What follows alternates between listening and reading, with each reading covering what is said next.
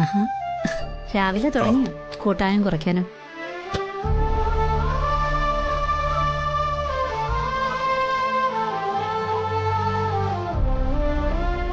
എല്ലാത്തിനും ഒരു കണക്ക് വേണ്ടടി.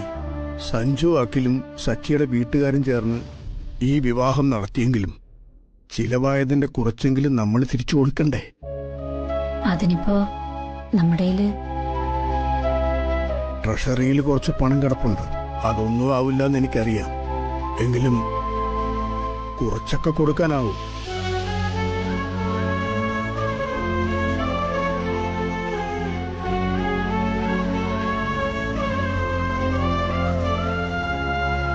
അർച്ചനയുടെ കല്യാണത്തിന് നമ്മളെപ്പം ധൃതി കാണിച്ചോ എന്നൊരു സംശയം.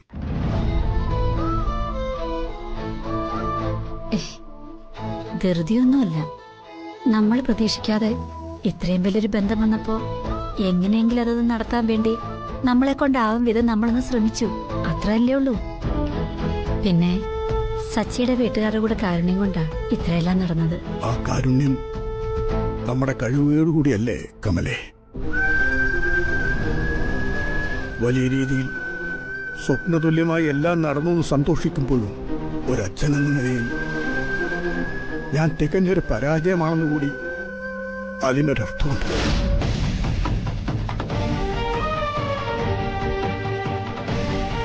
ദയാനന്ദൻ മാഷിന്റെ മോളെ കല്യാണം ചെറുക്കം വീട്ടുകാരുടെ സഹായത്തോടെ നടത്തുക എന്നൊക്കെ പറഞ്ഞാൽ അത് നമ്മൾ അങ്ങോട്ട് ആവശ്യപ്പെട്ടതല്ലോ മാഷെ. അവന്തികമ്മയുടെ ഒക്കെ അറിഞ്ഞ് നമ്മളെ സഹായിച്ചതല്ലേ. സത്യം പറഞ്ഞ ആ മാഡത്തിനോടൊക്കെ എത്ര നന്ദി പറഞ്ഞാലും മതിയാവില്ല.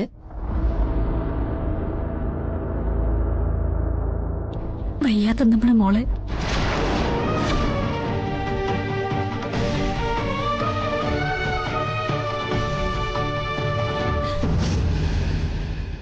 എന്താണ് ഇവിടെ ഒരു ഡിസ്കഷൻ? ഒന്നുമില്ല.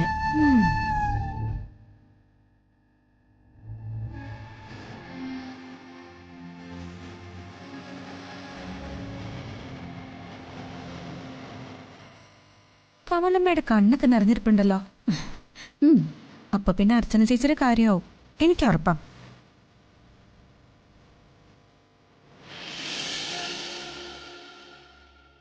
അമ്മേ, ഞങ്ങളൊന്ന് അമ്പലത്തിൽ പോയിട്ട് വരാം. ആവണിമോളെ എഴുന്നേറ്റിട്ടില്ല. അവളെ എണീപ്പിച്ച് സ്കൂളിൽ പോകാൻ റെഡിയാക്കിക്കണേ. ശരി അടുത്തേ.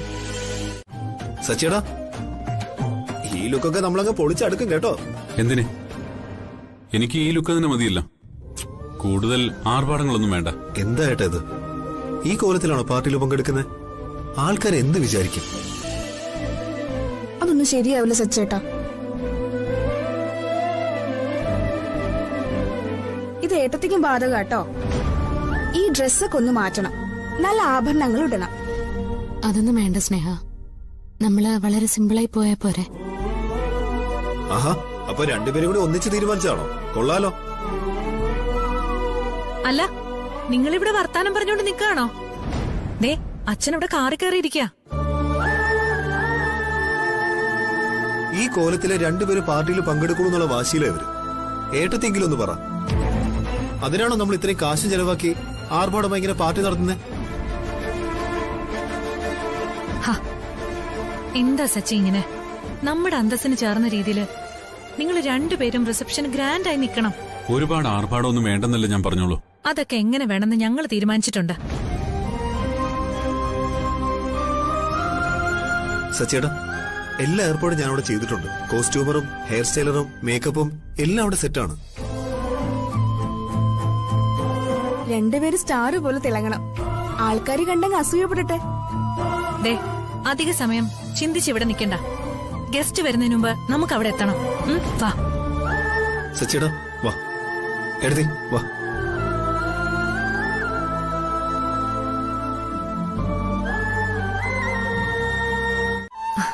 അച്ഛാ,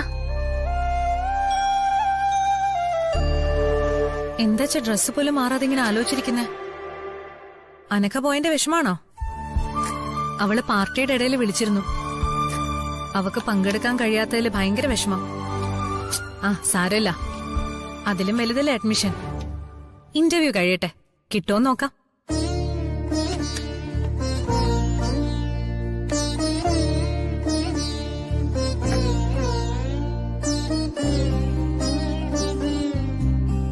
ഞാൻ അതൊന്നുമല്ല ആലോചിച്ചത്. സച്ചിക്കെന്തോ സാധാരണയിൽ നിന്ന് ചില മാറ്റങ്ങൾ പോലെ തോന്നുന്നുണ്ട്. മോൾക്ക് തോന്നിയില്ലേ? അച്ഛനവന്റെ സ്വഭാവം അറിയാലോ. ഒന്നാമതേ ആളുകൾ കൂടുന്നിടത്ത് അവൻ ഒന്ന് ഉൾവലിയും. ഇതിപ്പോ കല്യാണം കഴിഞ്ഞ സമയം കൂടെയല്ലേ, അതാവും. അവർക്ക് അവിടെ താമസിക്കാനുള്ള സൗകര്യം ഒരുക്കിയിട്ടുണ്ടെന്ന് നമ്മൾ പറഞ്ഞിട്ടും അവന്റെ മുഖം ഒന്ന് തെളിഞ്ഞു കണ്ടില്ല. എന്തൊക്കെയോ ആലോചിച്ച് കൂട്ടുന്നുണ്ട്. അതെന്താണെന്നാ? ഇനിയിപ്പോ ഓഫീസിലെ കാര്യങ്ങൾ ചിന്തിച്ചിട്ടാണോ? ഓഫീസിലെ കാര്യങ്ങളൊക്കെ ഞാൻ നോക്കുന്നില്ലേ. എന്തായാലും അച്ഛൻ സച്ചിയുടെ കാര്യങ്ങൾ ആലോചിച്ച് വിഷമിക്കണ്ട. എല്ലാ തിരക്കുകളിൽ നിന്നും ഒഴിഞ്ഞ് അവരിപ്പോ സമാധാനമായിട്ട് അർച്ചന, നീ എങ്കിലൊന്ന് പറ, നിങ്ങൾ തമ്മിൽ എന്തെങ്കിലും പ്രശ്നം ഉണ്ടായോ?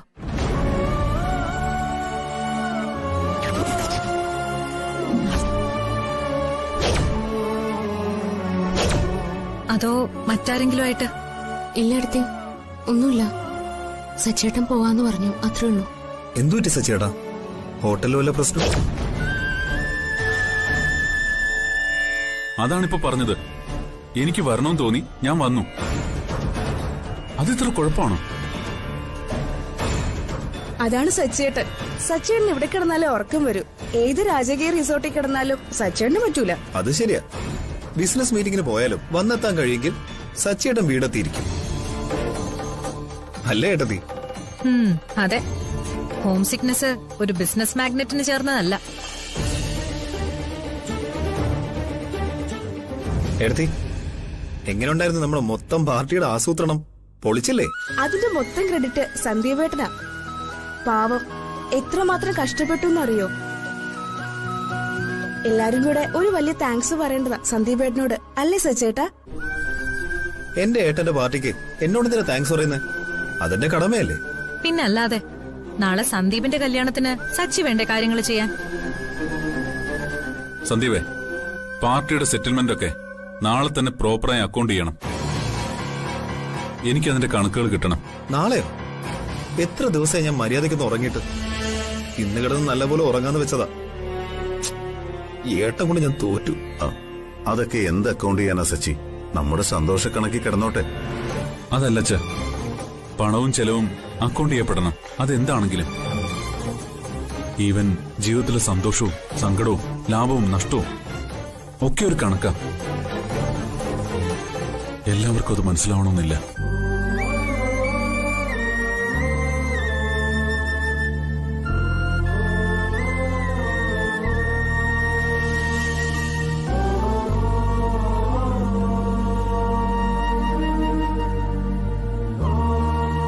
ഇതാ ഞാൻ നേരത്തെ പറഞ്ഞത്, എനിക്ക് അവനെ പിടികിട്ടുന്നില്ലെന്ന്. അച്ഛനെ മാത്രമല്ല, നമ്മളെ എത്ര കരുതലോടെയാ സച്ചിയും വീട്ടുകാരും നോക്കുന്നത്. അതെ അതെ, നമുക്കെല്ലാവർക്കും എത്ര രൂപയുടെ ഡ്രസ്സും ഓർണമെന്റ്സും വാങ്ങി തന്നത്. ആ ഹാളിലേക്ക് അച്ഛൻ നടന്നു വന്നപ്പോ സത്യത്തിൽ ഞാൻ ഞെട്ടിപ്പോയി. നമ്മുടെ ഈ വീട്ടിൽ വളർന്ന അച്ഛൻ തന്നെയാണോ ഇതെന്ന് ഞാൻ സംശയിച്ചും പോയി. മേക്കപ്പ് ഒക്കെ ചെയ്തപ്പോ നമ്മുടെ കുട്ടിയെ ഒരു സിനിമ നടിയെ പോലെ ആയിരുന്നല്ലേ കാണാൻ. ഇനി അച്ചു ആളാകെ മാറും. അവളെ മാറ്റിയെടുക്കും അവരെല്ലാരും കൂടി.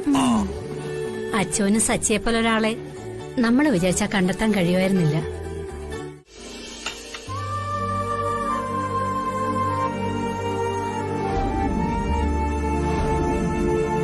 അനഘ വഴിയാണെങ്കിലും സച്ചേന്റെ ഇഷ്ടവിഭവം അറിയാൻ കഴിഞ്ഞില്ല.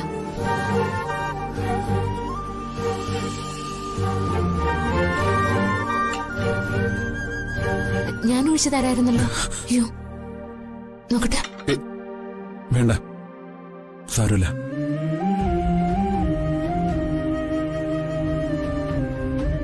സച്ചേട്ടൻ സ്ഥിരമായിട്ട് പുറത്തുനിന്നാണോ ആഹാരം കഴിക്കുന്നത്? Not regular. വല്ല പാർട്ടി മറ്റുള്ളപ്പോ മാത്രം. എന്താ ചോദിച്ചേ? ഒന്നുമില്ല. ഇന്ന് എല്ലാവരും ഒരുമിച്ചിരുന്ന് കഴിച്ചപ്പോ സച്ചേട്ടന്റെ കുറവുണ്ടായിരുന്നു. ഇവിടെ അങ്ങനെ ഒരു പതിവില്ല. എന്നെ അങ്ങനെ ആരും കാത്തിരിക്കാറുമില്ല.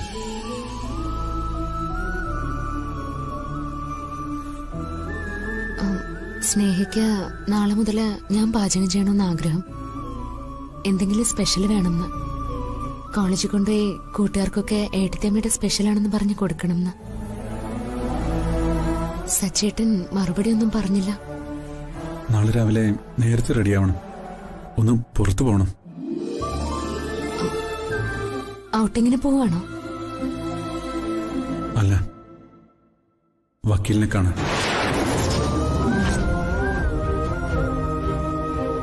ഞാൻ നല്ലൊരു വക്കീലിനെ ഏർപ്പാടാക്കിയിട്ടുണ്ട്. പ്രഗത്ഭനാണ്. ഡിവോഴ്സ് കേസുകളിൽ എക്സ്പെർട്ടാ.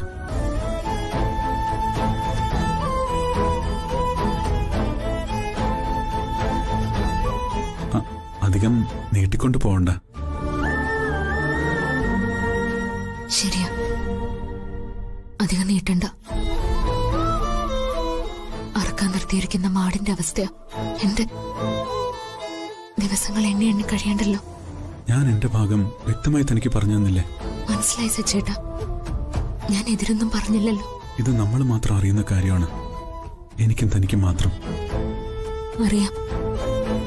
പക്ഷെ എത്ര നാൾ ഇത് നമ്മുടെ ഉള്ളിൽ മാത്രം ഒതുക്കാൻ കഴിയും സച്ചേട്ടാ? ഒതുക്കണം. സച്ചേട്ടന്റെ അച്ഛൻ ഇതറിഞ്ഞ അച്ഛനത് താങ്ങാൻ കഴിയോ?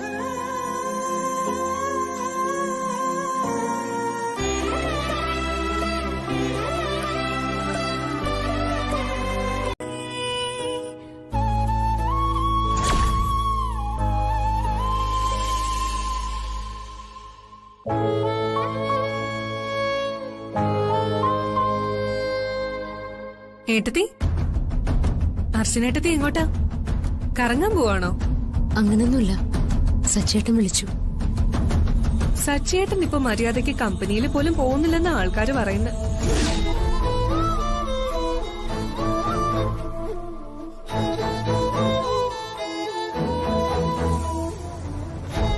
എന്തു പറ്റി?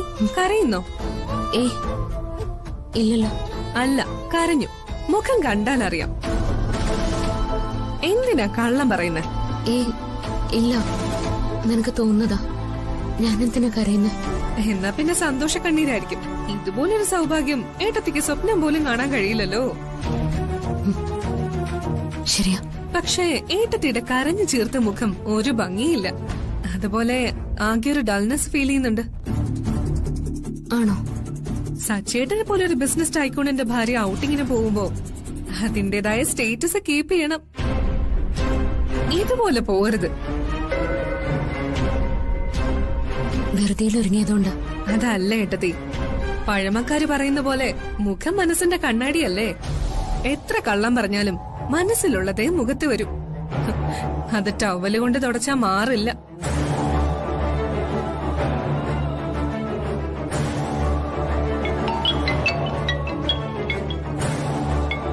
സച്ചേട്ടൻ വിളിക്കുന്നു. ചെല്ല്. സച്ചേട്ടൻ കാണാതെ വിഷമിക്കുന്നുണ്ടാവും. ഓരോരുത്തരുടെ ഗജകേസരി യോഗേ.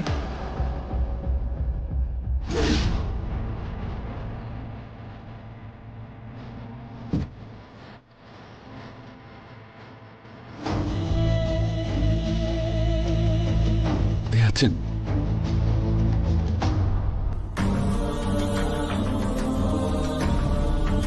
വേഗം ഫ്രണ്ടിൽ കയറി.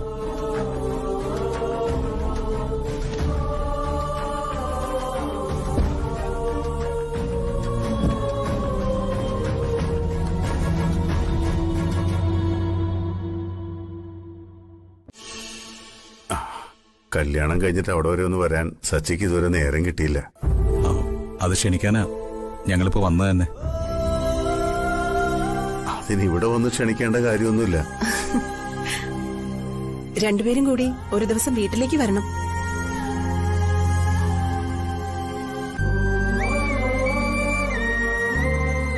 അത് വരണമെന്ന് കരുതിയതാ.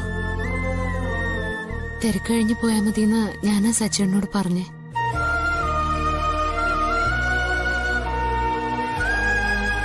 എന്ത് തിരക്കുണ്ടെങ്കിലും അതൊക്കെ മാറ്റി വെക്കണം ശശി. അല്ലെങ്കിൽ നാട്ടുകാരൊക്കെ തിരക്കില്ല മോനെ. കല്യാണം കഴിഞ്ഞ് ചെക്കന് പെണ്ണ് ഇതുവരെ വിരുന്നു ചെയ്തില്ലെങ്കിൽ. സച്ചി, എന്താ ഒന്നും പറയാത്തത്? അടുത്ത് തന്നെ ഞങ്ങൾ വരാം. ഞങ്ങളിപ്പോ തന്നെ ഇറങ്ങും. നിങ്ങൾ പോന്നീ പൊക്കോ. ശുഭകാര്യത്തിന് മുടക്കം വരണ്ട. അത് ശരിയല്ലല്ലോ. ഇന്ന് അത്യാവശ്യമില്ലെങ്കിൽ പോക്ക് വേണ്ടാന്ന് വെച്ചുവിടെ ശശി. എന്താ ശുഭകാര്യം? അമ്പലത്തിലേക്കാണോ? വക്കീലിനെ. വക്കീലോ?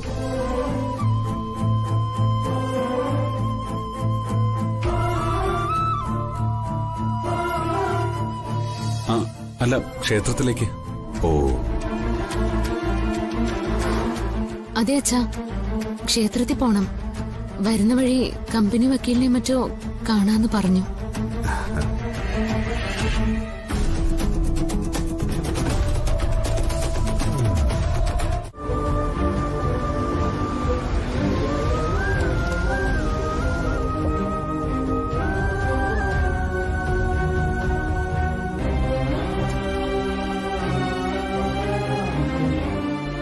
ഇറങ്ങാം.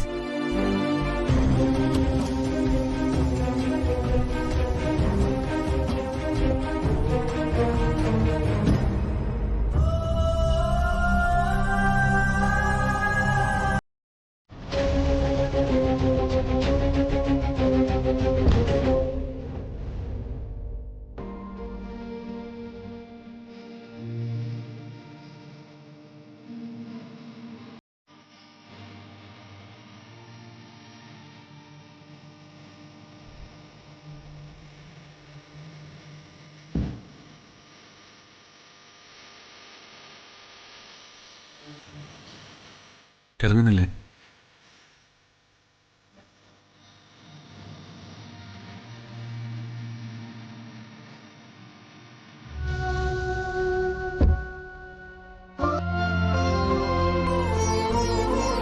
സച്ചേട്ടാ,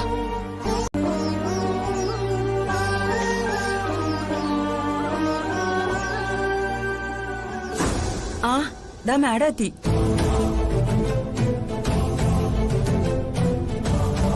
ഗുഡ് ആഫ്റ്റർനൂൺ മാം.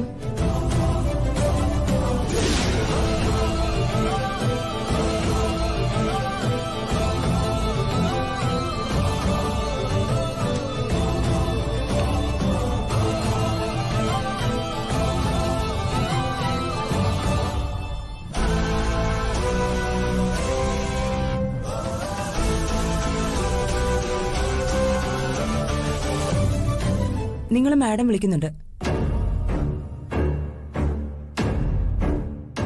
നമ്മൾ ഒരാൾക്കെതിരെ ഒരു ആരോപണം ഉന്നയിക്കുമ്പോൾ അതിൽ സത്യസന്ധത ഉണ്ടായിരിക്കണം.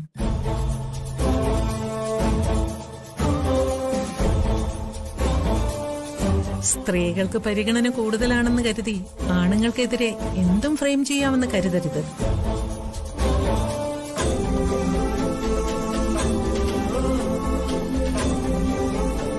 ആ, ഓക്കെ, ലെറ്റ്സ് സീ. ഞാൻ വിളിക്കാം.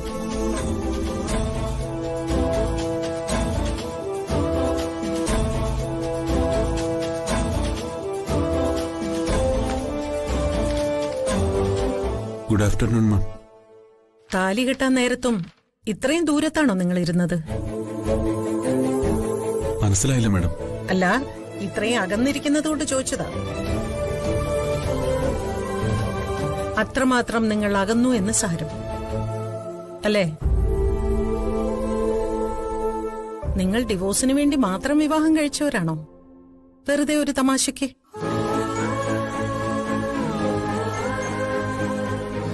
എന്താ, നിങ്ങൾക്ക് മറുപടി ഇല്ലേ? അതോ നിങ്ങൾ സംസാരിക്കില്ലെന്നാണോ?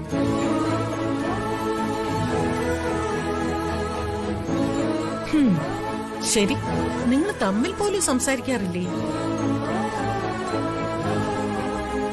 മിണ്ടും മാഡം. പിന്നെന്താ എന്റെ ചോദ്യങ്ങൾക്കൊന്നും ഉത്തരവില്ലാത്തത്? നിങ്ങൾ ഇങ്ങനെ മിണ്ടാതിരുന്നാ പറ്റില്ല. നിങ്ങൾ എന്തെങ്കിലും പറഞ്ഞാലല്ലേ എനിക്ക് പറയാനുള്ളത് പറയാൻ പറ്റൂ. നിങ്ങൾ ലവ് മാരേജ് ആണോ? അല്ല മാം, അറേഞ്ച്ഡ് ആണ്. ഓ, അപ്പൊ നാടറിഞ്ഞ് നടത്തിയ കല്യാണമാണല്ലേ? ആട്ടെ, ഇപ്പൊ എത്ര നാളായി കല്യാണം കഴിഞ്ഞിട്ട്?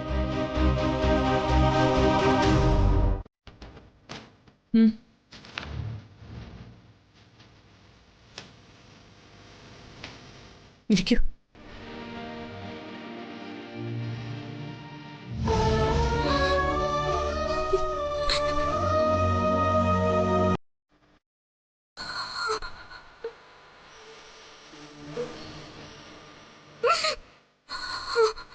ഏയ് ദാ കുടിക്കൂ കുടിക്കൂ.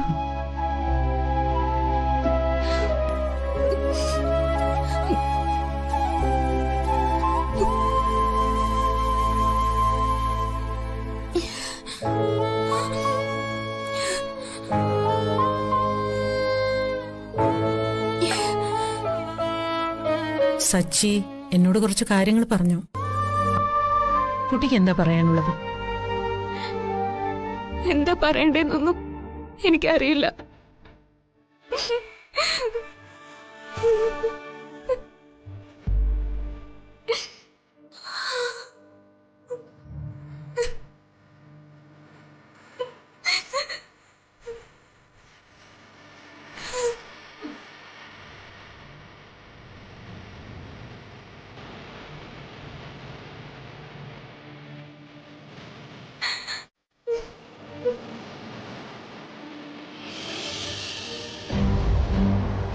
മറ്റൊരു പെണ്ണിന് വേണ്ടി ജീവിതം ഒഴിഞ്ഞു വെച്ചവന് താലി കെട്ടാൻ, കഴുത്ത് നീട്ടിക്കൊടുക്കാൻ എങ്ങനെ മനസ്സ് വന്നത് എനിക്ക്?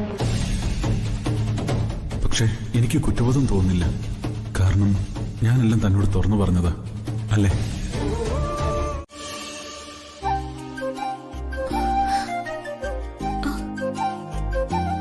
അയ്യോ,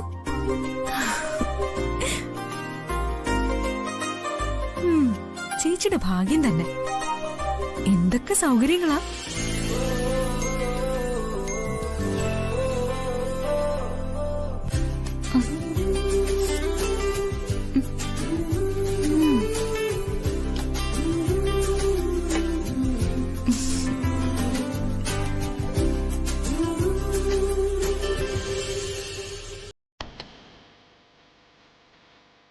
നോക്കണ്ട, എനിക്ക് അസൂയൊന്നുമില്ല. ചേച്ചി എന്നും സന്തോഷത്തോടെ കഴിയണമെന്നുള്ള പ്രാർത്ഥന മാത്രമേ ഉള്ളൂ. രണ്ടുപേരും അധികം കറങ്ങാതെ വേഗം അങ്ങ് എത്തിയേക്കണം. കാണാൻ കൊതിയാവുക.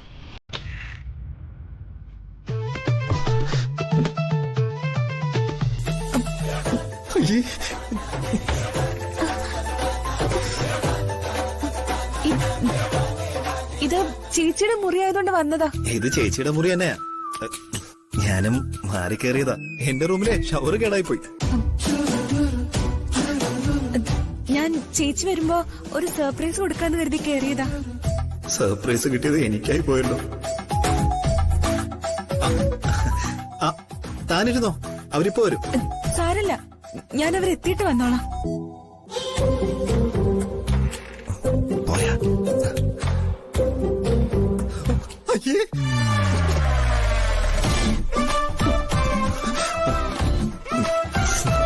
സോറി, മൊബൈൽ എടുക്കാൻ മറന്നുപോയി.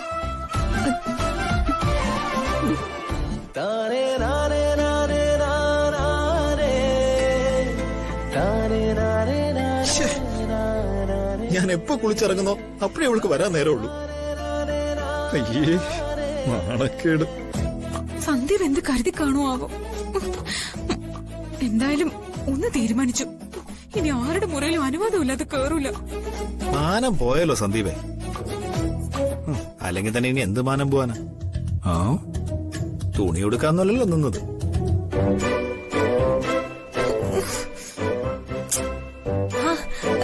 അനഘ, ഹായ്.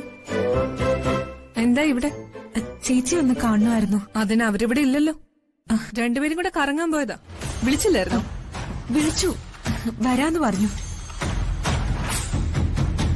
ഓരോ കാരണങ്ങൾ ഉണ്ടാക്കിയെടുത്തുള്ള വരവാണല്ലേ? അങ്ങനെയൊന്നുമല്ല, അച്ഛൻ പറഞ്ഞു വിട്ടതാ. ചേച്ചിയുടെ ഭർത്താവിന്റെ വീട് സ്വന്തം വീട് പോലെ കരുതാനേ പറഞ്ഞിട്ടുള്ളൂ. അതിന്റെ പേരില് ഇങ്ങനെ ഇടയ്ക്കിടയ്ക്ക് കയറി വരുന്നത് അത്ര നല്ലതാണെന്ന് എനിക്ക് തോന്നുന്നില്ല. അത്യാവശ്യമുള്ളോണ്ട് വന്നതാ. എന്താണാവോ ഇത്ര അത്യാവശ്യം? ചേച്ചിയുടെ മാരേജ് സർട്ടിഫിക്കറ്റ് കൊടുക്കാൻ വേണ്ടി അച്ഛൻ തന്നയച്ചതാ. അവരിനി എപ്പോ വരുമെന്ന് ആർക്കറിയാം. ഹണിമൂൺ മൂടല്ലേ? അതുവരെ ചേച്ചിയുടെ റൂമിൽ തന്നെ റെസ്റ്റ് എടുത്തോ. അത് പിന്നെ ഞാൻ അവിടെയാ പോയത്. പക്ഷെ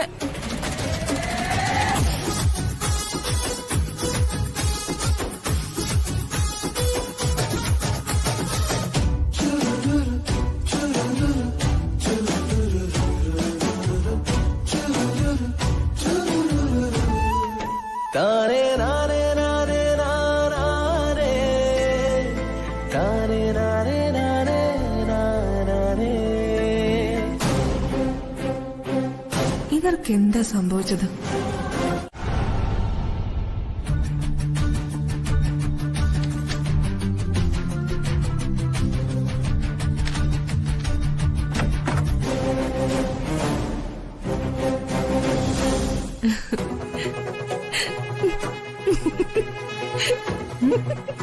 ഇത്രമാത്രം ചിരിച്ച് സന്തോഷിക്കാൻ നീ എന്താ കണ്ടത്? കണ്ടതല്ല ചേച്ചി, ഒരാൾക്കിട്ടൊരു പണി കൊടുത്തതിന്റെ സന്തോഷ. പണിയോ? ആർക്ക്? വേറെ ആർക്കാ? ഈ വീടിന്റെ മരുമകൾക്ക് തന്നെ. അർച്ചനയ്ക്കോ? അതിനിപ്പൊ എടുത്തു പറയണ്ടല്ലോ. നീ അവളോട് എന്താ ചെയ്തത്? അത് കേട്ട ചേച്ചിയും ചിരിച്ചു പോവും. എന്നാ പിന്നെ പറ, ഞാനും ചിരിക്കാലോ. സച്ചേട്ടന് ഏതാ ഇഷ്ടമല്ലാത്ത പച്ചക്കറി? അതെല്ലാവർക്കും അറിയാലോ, വഴുതനങ്ങ. അതുകൊണ്ടുള്ള ഒരു കറികളും അവൻ തൊടത്തുമില്ല. സച്ചേട്ടന് ഏറ്റവും ഇഷ്ടപ്പെട്ട ഐറ്റം വഴുതനങ്ങ തീയലാണെന്ന് ഞാൻ ഏട്ടത്തിയോട് പറഞ്ഞു. ഏട്ടത്തി അതങ്ങ് വിശ്വസിക്കുകയും ചെയ്തു. ആ പേര് തന്നെ അവന് ഇഷ്ടമല്ല, പിന്നെ ആ തീയൽ. അതെനിക്ക് അറിയാലോ, അതുകൊണ്ടല്ലേ ഞാൻ അവൾക്കൊരു പണി കൊടുത്തത്. എന്താ നിന്റെ ഉദ്ദേശം? ആവശ്യമില്ലാതെ എന്തിനാ ദ്രോഹിക്കുന്നത്? ചേച്ചി ഒന്ന് ഓർത്തു നോക്ക്. ആ പാവം അടുക്കളയിൽ കിടന്ന് കഷ്ടപ്പെട്ട് വഴുതനങ്ങ തീയല് വെച്ച് പാത്രത്തെടുത്ത് സച്ചേട്ടന്റെ മുന്നിൽ കൊണ്ട് വെക്കുമ്പോ ചുവപ്പ് കണ്ട കാളെ പോലെ സച്ചേട്ടനത് വലിച്ചെറിയും. അവളെ ചീത്തയും പറയും. ആ കാര്യത്തിലെ എനിക്ക് 100% ഉറപ്പാ. അതുകൊണ്ടുള്ള ഗുണം എന്താ നിനക്ക്? അർച്ചനേട്ടത്തിയുടെ മേൽ സച്ചേട്ടന് അടങ്ങാത്ത ദേഷ്യം ഉണ്ടാവും. അതൊന്നും വേണ്ട. യാതൊരു കാര്യമില്ലാതെ അവളെ വിഷമിപ്പിക്കണ്ട. ഞാൻ വേറെന്തെങ്കിലും കറി ഉണ്ടാക്കാൻ പറയാം. അല്ലെങ്കിലും എനിക്ക് ചിലതൊക്കെ മനസ്സിലാവുന്നുണ്ട്. എന്ത് മനസ്സിലായി എന്നാ നീ പറയുന്നേ? പറയാം. അർച്ചനേട്ടത്തെയും സച്ചേട്ടനും തമ്മിലുള്ള കല്യാണം നിശ്ചയിച്ചത് മുതൽ ചേച്ചിയുടെ സ്വഭാവം മാറിയിട്ടുണ്ട്. അവളോട് വല്ലാത്തൊരു സ്നേഹവും സഹതാപവും ഒക്കെ കൂടിയിട്ടുണ്ട്. അത് നിനക്ക് തോന്നുന്നതാ. തോന്നലൊന്നും അല്ല. പിന്നെ അർച്ചനേട്ടത്തെ എന്തിനാ ഇത്രയും പ്രൊട്ടക്ട് ചെയ്യുന്നേ? തമാശക്കെങ്കിലും അവളെ ഒന്ന് കളിയാക്കിക്കൂടെ? ഇത്തരം കളി തമാശകൾ നല്ലതല്ല. സച്ചിയും അവളും തമ്മിലുള്ള ബന്ധത്തെ പോലും അത് ബാധിക്കും. ഒന്നുമില്ല. അവളുടെ തലയുടെ മന്ത്രത്തിന് അകപ്പെട്ടിരിക്കുക സച്ചേട്ടൻ. നമ്മള് കാണുന്ന പോലെയൊന്നും അല്ല കാര്യങ്ങള്. ഇത് വേറെ ഒരു തമാശ. ചേച്ചി എപ്പോഴും ഈ കണക്കും കമ്പനിയും കൊണ്ട് നടക്കുന്നതുകൊണ്ടാ തമാശ എൻജോയ് ചെയ്യാൻ പറ്റാത്തത്. ദൂരെ മാറിയിരുന്നേ ചേച്ചി കളി കണ്ടാ മതി. നിനക്കിഷ്ടമുള്ളത് ചെയ്തോ, പക്ഷേ അതിര് കിടക്കരുത്. ഇല്ല, അവര് തമ്മിലുള്ള റാപ്പോ എങ്ങനെയുണ്ടെന്ന് നമുക്കറിയാം. അതെനിക്കറിയണം.